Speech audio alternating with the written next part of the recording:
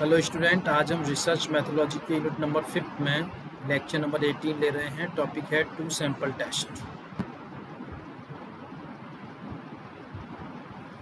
The two sample test t test is use to compare the means of two different sample. इसमें दो different sample use किए जाते हैं testing करने के लिए टी टेस्ट से। Let's say we want to compare the average height of male employees to the average height of the females. Suppose हमें average height of male employee की average height of female employee से compare करनी है। Of course the number of males and females should be equal for this comparison. इसके लिए number of male और female same होने चाहिए, सेम नंबर होने चाहिए, जितने मेल हैं उतने ही फीमेल होने चाहिए। This is where a two sample T test is used. इसलिए यहाँ पे टी टेस्ट का टू सैंपल टेस्ट यूज किया जाएगा। फार्मूला होगा T equals to M A minus M B upon under root of S square upon N A plus S square upon N B, where M A and M B are means of two different samples, N A and N B are sample sizes, S square is the estimator of the common variance of two samples such as S square equals to X minus M A का whole square plus X minus M B का whole square upon N A plus N B minus 2। This is the formula of capital S square. Here the degree of freedom is Na plus Nb minus 2. We will follow the same logic we show in a one sample t test to check if the average of one group is significantly different from another group. That's right, we will compare the calculated t statistics with the t critical value. जैसे कि हम पहले test में करते थे, इस तरह से t कैलकुलेट और t क्रिटिकल को हमें आपस में चेक करना है और कंपैरिजन करना है। Using the two sample t test, the section below discuss what's needed to perform the test. First of all, what do we need? इसकी क्या नीड है हमें टी टेस्ट टू सैंपल की? For the two sample t test, we need two variables. इसके लिए दो variable की need होती है। One variable defines the two groups, और एक वेरिएबल तो दो ग्रुप को डिफाइन करता है। The second variable is the measurement of interest. जबकि जो सेकेंड वेरिएबल होता है वो मेजरमेंट ऑफ इंटरेस्ट को बताता है। We also have an idea or hypothesis that the means of the underlying population for the two groups are different. इसके अलावा हम एक आइडिया रख सकते हैं, हाइपोथेसिस रख सकते हैं कि जो मीन है अंडरलाइन पॉपुलेशन जो हम निकाल ली है उसके लिए ले रहे हैं, जिसके लिए हम sample for the two different groups are different. जो डिफरेंट जो आ रहे हैं बिल्कुल डिफरेंट हैं या सेम है। Here are couple of example. इसके लिए क्या एग्जाम्पल लेते हैं हम इसमें। We have student who speak English. हमारे पास एक स्टूडेंट है, कुछ स्टूडेंट है जो इंग्लिश स्पीकिंग जानते हैं एज देयर फर्स्ट लैंग्वेज, एक फर्स्ट लैंग्वेज के रूप में, स्टूडेंट हु डू नॉट, और सेकंड है जो इंग्लिश नहीं जानते हैं। All student take a reading test. सभी स्टूडेंट का रीडिंग टेस्ट किया जाता है। Our two groups are the native English speaker. हमारे दो ग्रुप में जो नेटिव इंग्लिश स्पीकर हैं and the non native speaker, और जो इंग्लिश नहीं जानते हैं। Our measurements are the test score. हमारा मेजरमेंट जो टेस्ट का स्कोर होगा उससे पता लगेगा। Our idea is the mean test score for the underlying population of native and non native English speaker are not the same. हम देखेंगे कि जो इंग्लिश बोलते हैं या नहीं बोलते हैं, दोनों के लिए जो मेन आइडिया आएगा, मीन स्कोर निकलेगा, उससे पता लगेगा कि उन दोनों का सेम आ रहा है या डिफरेंट आ रहा है। वी वॉन्ट टू नो, हम जानना चाहते हैं if the mean score for the population of native English speaker is different from the people who learn English as a second language. तो जो स्कोर आएगा उससे मीन स्कोर आएगा, उससे पॉपुलेशन में पता लगेगा कि जो पहले से जो इंग्लिश बोलने वाले हैं उनका जो स्कोर है वो डिफरेंट आता है, जो सेकेंड लैंग्वेज ग्रुप में इंग्लिश को यूज़ करते हैं। We measure the grams of patience in two different brands of energy bars. इस तरह से हम मेजर कर सकते हैं जो प्रोटीन्स के डिफरेंट ब्रांड्स के जो एनर्जी बार कितना उनमें होगा। Our two groups are the two brands. हमारे दोनों ग्रुप क्या हैं, दो ब्रांड्स हैं। Our measurement is the grams of protein for each energy bar. हमें देखना है कितने ग्राम कितना प्रोटीन है ईच एनर्जी बार में। Our idea is that mean grams of proteins for the underlying population for the two grams may be different. और हमारा idea है कि जो मीन ग्राम आएगा प्रोटीन का वो अंडरलाइंग पॉपुलेशन के लिए दोनों ब्रांड्स का डिफरेंट होना चाहिए। वी वांट टू नो, हम जान सकते हैं इफ़ वी हैव एविडेंस, यदि हमारे पास प्रूफ है that the mean grams of protein for the two brands of energy bars is different और नॉट। तो हम पता कर सकते हैं कि दोनों ब्रांड्स का जो मीन ग्राम्स आ रहा है प्रोटीन का वो डिफरेंट आ रहा है या सेम आ रहा है। अब इसके लिए कुछ एज्यूम्शन होते हैं टू सैंपल टी टेस्ट के लिए, तो इसके लिए वैलिड करने के लिए वो इस तरह से। The data value must be independent, सबसे पहले जो डाटा वैल्यूज़ हैं वो इंडिपेंडेंट होनी चाहिए।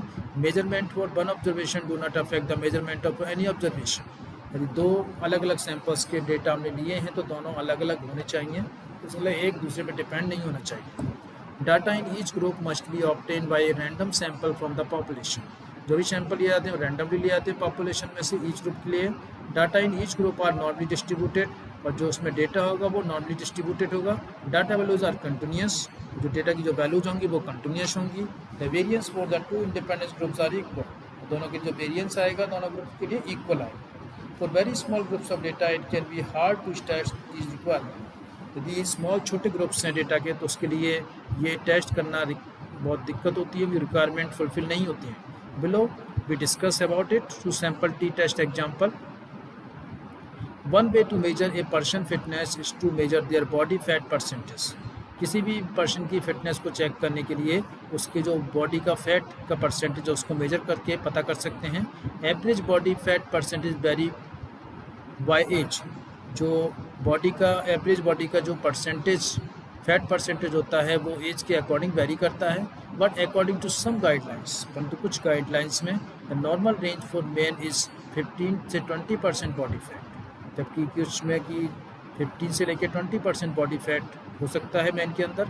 And the normal range for women, जबकि नॉर्मल के लिए वोमेन के लिए नॉर्मल रेंज क्या है 20 से 25% बॉडी फैट होना चाहिए। Our sample data is from a group of men and women who did workout at gym 3 times a week for a year. हम जो डेटा ले रहे हैं मैन और वोमेन का ग्रुप में, वो ऐसे मैन हैं जो जिम में वर्कआउट करते हैं 3 times a week में फॉर ए ईयर, 1 ईयर में। Then their trainer must measure the body fat, तब उनका जो ट्रेनर है उनके बॉडी फैट को मेजर करता है।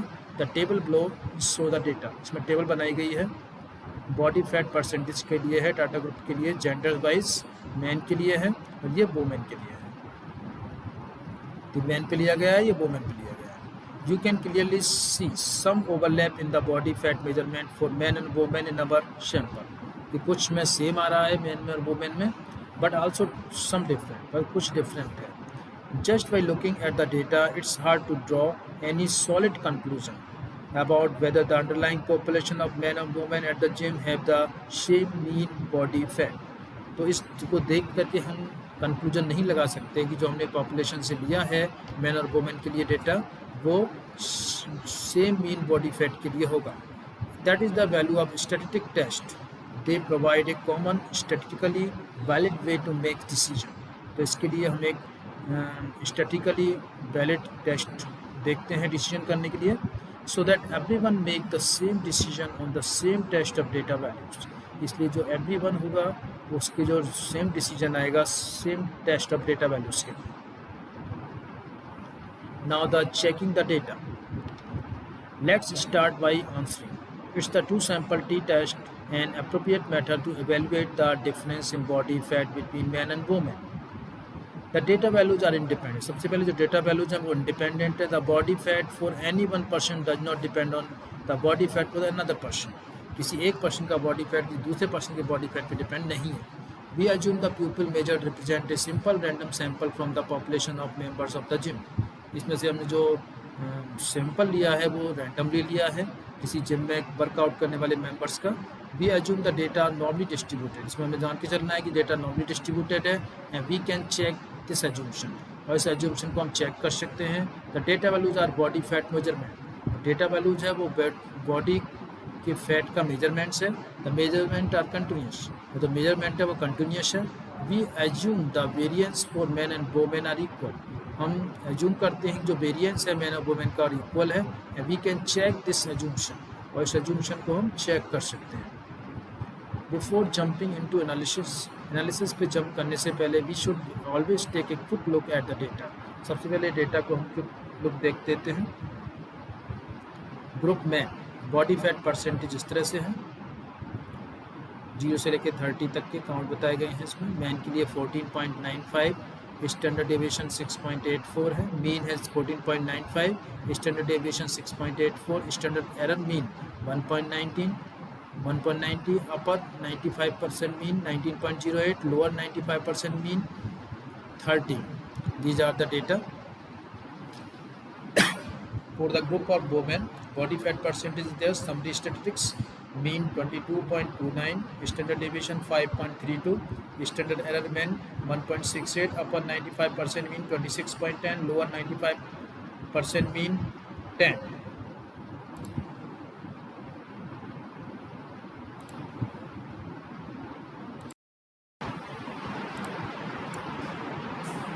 From this data, histogram and summary statistics for the body of fat data की दी गई थी है.